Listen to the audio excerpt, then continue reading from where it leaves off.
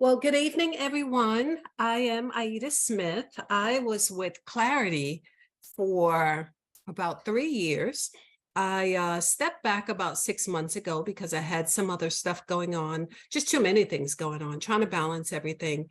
And I couldn't necessarily commit to doing some of the things that I had on my plate. So I had to step back.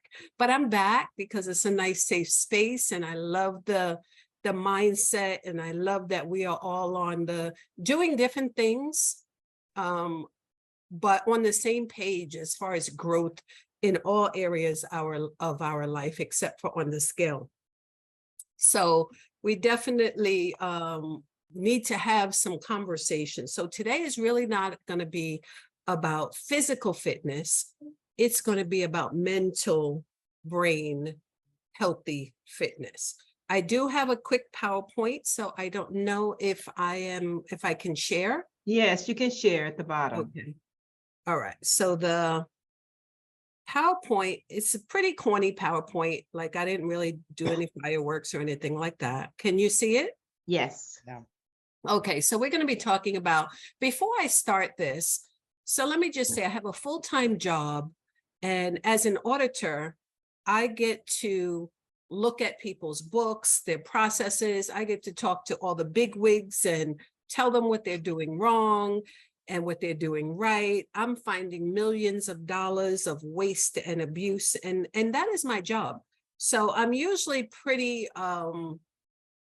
confident and I am equipped to do the job, but sometimes it could be stressful because no one wants to hear that they overlooked $80,000 or $5.2 million. So sometimes I have to deliver the news, and it could be stressful. Even though I seem like I got it, sometimes it's stressful. So I have that. Then I have a fitness company where I do Zumba in the water, and sometimes virtually, sometimes with children and seniors. And then I'm co-founder of another company. So that's just work. That's just work. Then I was part of NABWIC. Then I volunteer with the children. Then I have, my two grown daughters. So there's a lot going on a regular basis. So I started getting some strange symptoms of feeling a little dizzy. And I wasn't sure what was going on. Then I actually passed out on a plane. And once you pass out, you can't drive for 6 months. So no matter what is going on in your life, you cannot get behind the wheel of a car for 6 months. So I still needed to go to these 3 jobs that I have, right? I still need to go to the NABWIC annual meetings and all of this other stuff. And it just brought more stress on. So after $150,000 worth of charges at the hospital, nobody could really tell me what was going on. So I had to kind of self-diagnose, like, what is going on? Let me cut away some of these extra things that I'm doing because something is having a negative effect on me. They thought it was, and be careful with the doctors, because there were no signs of a seizure and they prescribed me seizure medication. So seizure medication deadens your brain. So if you don't have seizures, what do you think seizure medication is doing to a healthy brain? It will make you pass out at your desk for hours. Okay. I stopped taking the medication. I don't care what they said. There was no proof of seizures. So you have to be careful with the doctors, because the symptoms was a result of something, but they're going to put a price tag on it that generates the most amount of money. I'm sorry, that's what I believe. EKGs, EEGs, every test, and there was really nothing that they could find other than I probably was overworked and trying to balance too many things. Okay, so this presentation today, with all you wonderful ladies that are investing in yourself, running multiple businesses, families, grandkids, relationships, we have to be very careful that we are not triggering some things that we're not ready to deal with. So the next slide Does anyone's life look like this? They're at the desk, they're watering the plant, they're playing with the dogs, they're trying to do the grocery shopping. They don't even have a man in this picture. And that's a full-time job. So can you imagine this is your life on a regular basis? Where is the opportunity to relax? Where is the opportunity to turn your brain off, to get off the computer, to get off the phone and breathe? Okay? So we need to balance our life, family, career, health, friends. And how do we do that? Now, it looks a little different for everyone. We're in different, we might be around the same stage in our life, but we're in crazy Florida. We got palm trees, but we got some other things going on that can bring us stress and problems. While there's opportunities, there are regulations that are challenging what it is that we want to do for the ones who are in Florida. Okay, so according to WHO, which is the World Health Organization, Alzheimer's and other brain diseases affect 1 out of every 5 people. Okay. Very often in our communities, we address it when it gets here, right? We're like, oh, you know, she got diagnosed on stage of Alzheimer's, right? But what were they doing before they were diagnosed with Alzheimer's? Probably not doing too much balancing, trying to be superheroes, trying to just deal with life. You know, sometimes it's beyond our control and sometimes it's within our control. Okay, so cognitive fitness can help to reduce some brain-based diseases. Okay, that could consist of a healthy diet, not a piece of lettuce on top of all the burgers, healthy as in natural ingredients. I took my mentees to the local market and I said, this is a can of black pepper and this is a real black pepper. We have no idea what's in these cans. We have no idea how old that stuff is. Did a couple of, cockroaches get, grounded up with the pepper? We just don't know, because it's natural for us to pull the container of garlic and the can of pepper when we have access to healthy ingredients. So we just need to make more time, put it in our brain that this is how we want to operate, and make more time. Obviously, exercising is great for your health. Walking gives you an outlet. You can walk, you can put on your prayers, you can put on your meditation, soothing music, whatever it takes to get you away from your desk, out of the company, away from the kids, just for enough time to breathe. Okay, do you get enough sleep? So, Mr. Rita, I was blessed with a CPAP machine as well. They did 2 sleep studies and they said, we see that you have a little bit of sleep apnea, but I was waking up like I was fighting all night. So tired, my body was clenching like this because I was struggling to sleep. And they said, do you feel pain in your body? I'm like, yeah, what is that? Who's hitting me? What's going on? And they said, you're struggling to breathe while you're sleeping. And how did this happen? Well, this happened because my nice slim body I had before I got sick gained 20 pounds. And the 20 pounds came around the middle and my lungs expanded and the top of my belly expanded. And all of a sudden I can't breathe the way that I used to breathe. So all of these things are connected. So we really have to make more time to eat healthier, exercise. It doesn't have to look like your neighbor. It just has to work for you. But if not, now I have on like Freddy Krueger mask or whatever that animal is, the mask on, and I'm sleeping like this. And I'm like, man, I used to be cute just 6 months ago. What is going on? But I have to do what I have to do. Okay. Managing stress. I have to be authentic, as Miss Ann says to me. You're usually your authentic self. You get involved with different groups, different relationships. Sometimes they are in your home. Sometimes they are on the job. be careful the stress that it brings to your life. You have to question, do you need this in your life? Okay. If you had a sheet of paper, we don't have time to do an exercise today, but if you had a sheet of paper, and like for me, I have 3 jobs and I have 3 volunteers, then I have other things that I'm doing. I don't need any stress. Some things bring you natural stress, but if you are in the middle of some toxic environments, understand what it's doing to you mentally and physically. And excuse me, I have a nephew who's 40 years old and he had a heart attack last week and he didn't know what was happening to him. His heart valves were clogged and he was severely stressed. And thank goodness he caught it. You know, he was able to get to the hospital, but he had a heart attack. Stress.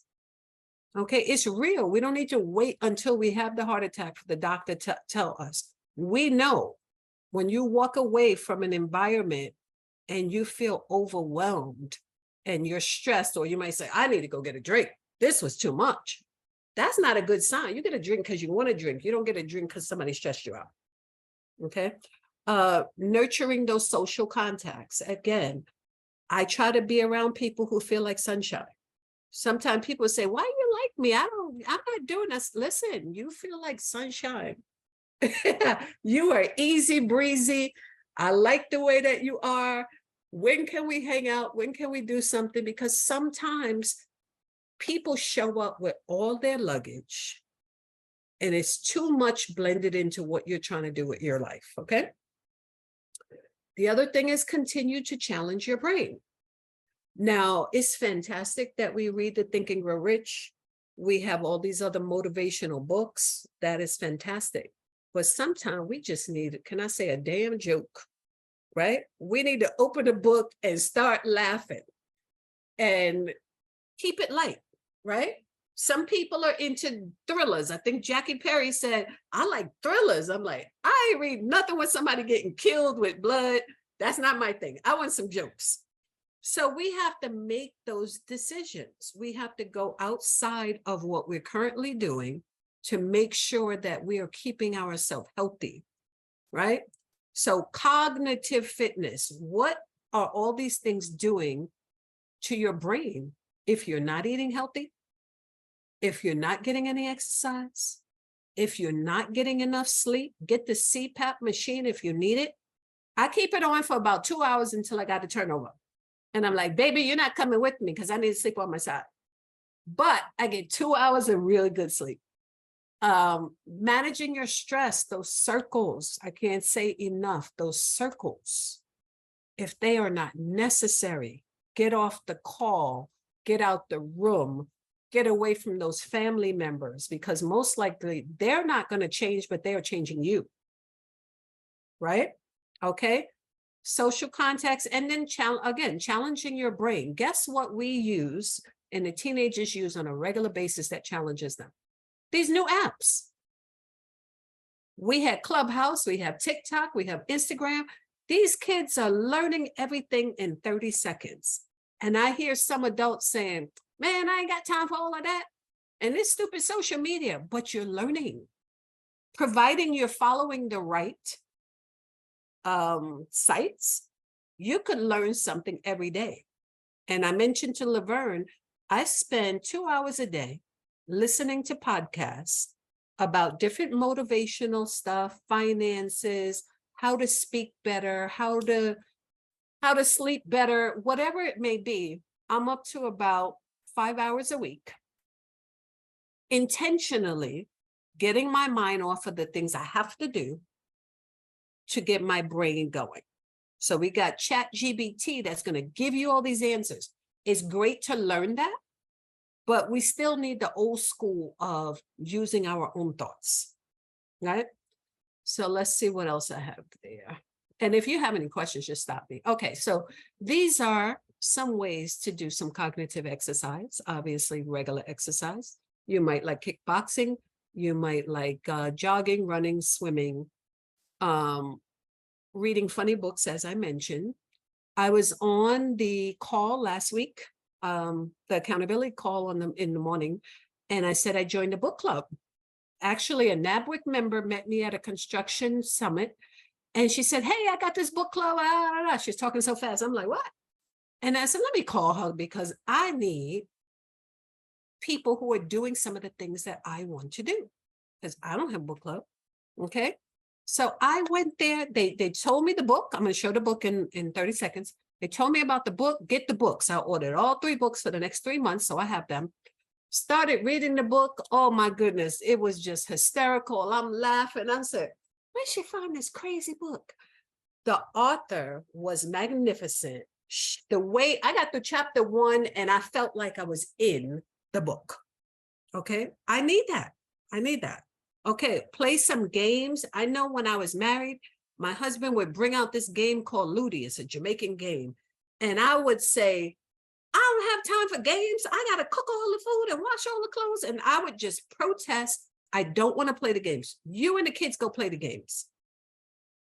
And I needed to be part of playing those games because even though I didn't have time, because I was still going to have to go cook dinner, but I needed to be part of that because it makes your brain more strategic and you're thinking about how to win. And then the kids are involved. So some of those things, we got to make the time. New technologies like the apps, take notes whenever you're on the move. So Miss Ann and her notebooks, I used to see her in church and she got this notebook and that notebook. And then I start bringing my notebook. I'm like, I'm doing what she's doing and start writing in my little notebooks. And because those ideas come and go. You leave church, there's an accident on the corner, you're sidetracked, you forgot all about those great ideas that you had. Okay, assess yourself. Are you the toxic one in the group that people are running from? Don't answer. But sometimes it could be, right? Based on people's experiences. But assess yourself. And I often do that. I might seem, you guys don't really know me, but for the people who know me, they say, oh, she's so confident and sometimes she's arrogant. I do spend time assessing myself because I don't want to offend people. I don't want to run over people because I always got an answer.